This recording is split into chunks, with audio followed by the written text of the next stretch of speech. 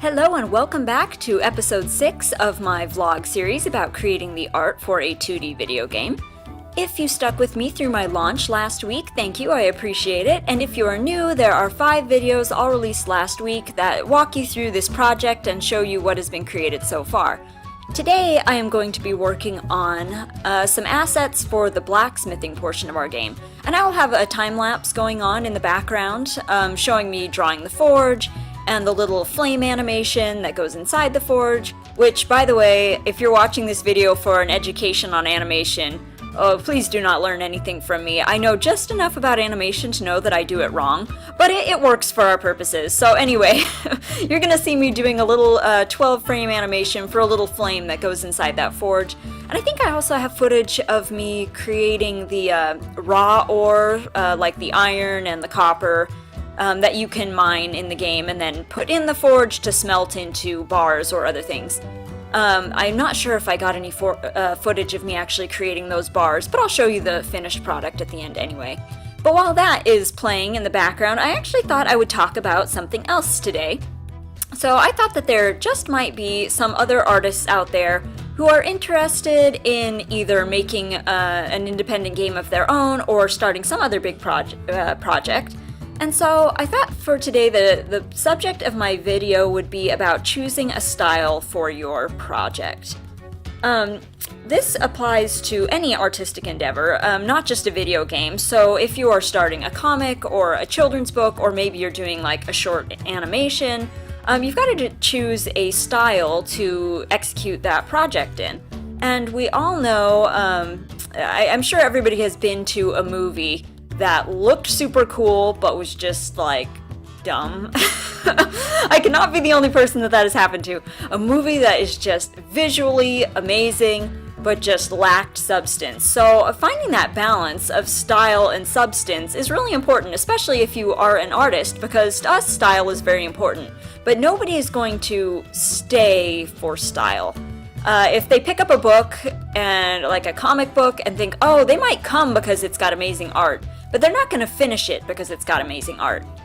And the same thing goes for a video game. Somebody might be drawn to something because, wow, the concept art is really cool, the character designs are amazing, but if it's just like, if it falls flat, they're not going to continue playing. Just like, well, this is really boring, but you know what, it looks great, so I'm going to keep playing. So finding that balance, especially for artists, because our work is so important to us, it's important to remember that substance is going to trump style every time. And so I've got 4 little tips that I've come up with to help you decide what style to go with when you are starting your big project. And the first one is, a first consideration I have for you, is how much time are you willing or able to spend on this project? So for one thing, everybody's got a different attention span. Some people are happy to, look at like J.R.R. Tolkien, happy to plug away on one project for a lifetime. They are happy to just tinker around with one thing and to focus all of their attention on that for years and years and years and years. Some people can work on something for a month or 2 months and then they're ready to move on to something else. So you just have to decide, what kind of person you are, where you fall on that spectrum. For me personally, I've done quite a few long-term projects, so I'm okay working on something for a couple of years if that's what it takes. That doesn't really bother me. But when I was younger, that probably would have been too long for me to work on. I probably could have stuck with it for about 6 months and that would have been it. But that time consideration is going to help you decide what kind of style to go with. And especially if you've got other responsibilities. So if you have a family, they come first, okay? Like 100% of the time. If you have kids, they definitely come before your special little project. If you have a full-time job, that's obviously going to take a lot of your time. Because you want to do something that you can actually finish. So if you've been on my Instagram, all 2 of you who follow me on Instagram, you may have noticed that my other illustration work looks very, very different from my game work. So when I'm doing other like single illustrations or things that sort of bridge the gap between illustration and fine art, I have a much more, it's not super realistic, it is stylized, but it is much more rendered, and just infinitely more detailed than what I'm doing here.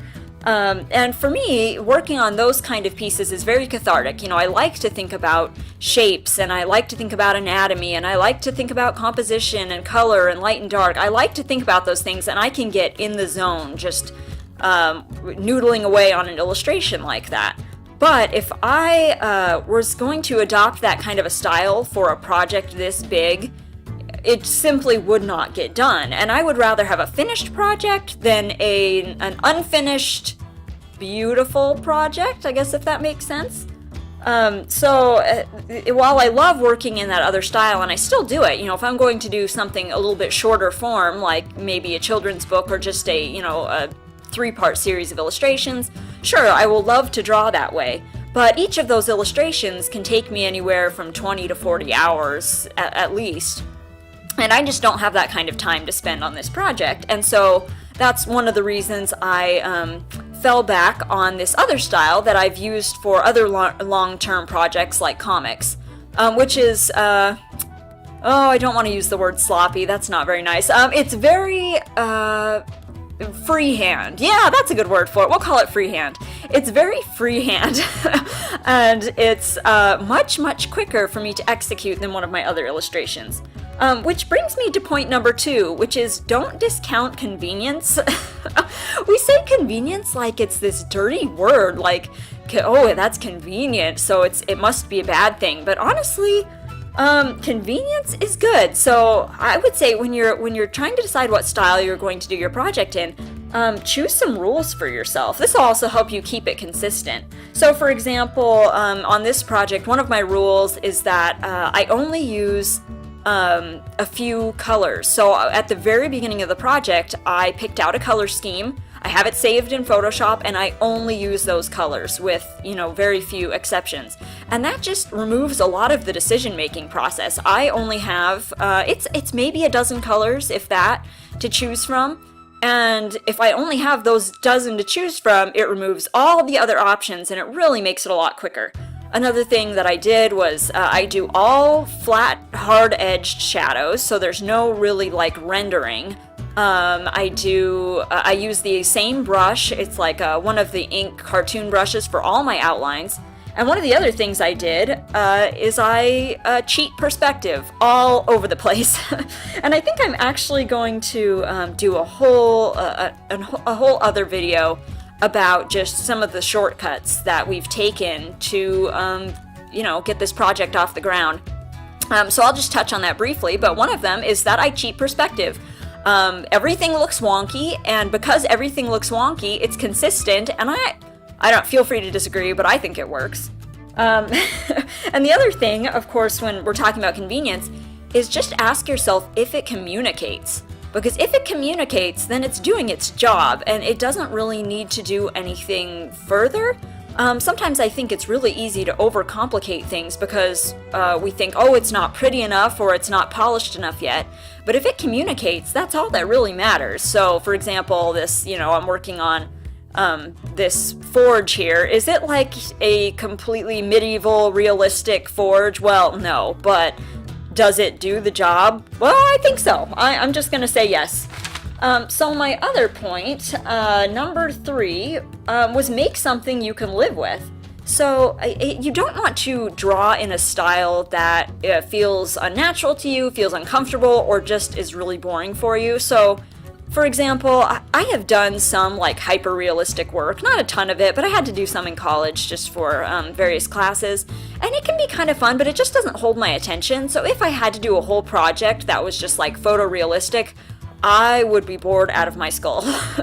And I think for some people, doing stuff that's super cartoony would also be similar for them. It would just not hold their interest. And you want something that is going to hold your interest because you need to, actually finish this thing.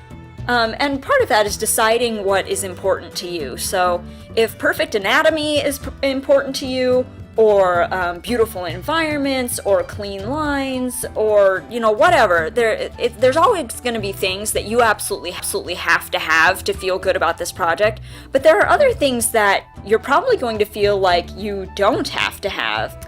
Okay, so for example, You might feel like, I want really, really beautiful environments, but I'm okay if my characters are more cartoony. That's okay.